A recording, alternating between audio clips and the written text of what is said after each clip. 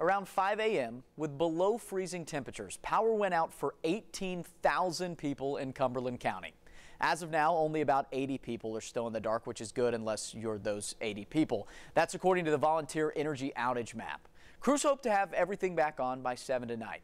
The power company says that a transformer went out and then blew up. Bobby Randolph with Volunteer Energy Cooperative says that the cold temps might have had something to do with this. Crews have been working all day to try to get those lights turned back on, and he says the explosion happened at one of the largest substations in the area. That's why so many people lost power. And don't believe we'll be able to put the transformer back in service, but we're going to do some bypassing to make some corrections for it so we can get the power back on. When that blast happened, people like Keith Carter, who was working close by, said that they heard a loud boom and saw what looked like a light show in the sky.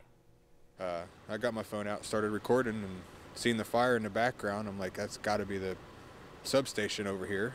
And the next thing I know, it just went black. Everything went black. VEC also says what you probably already know. If your power is still out, it is a good idea to find a friend or relative who has power and crash with them, since it's going to be another long freezing night.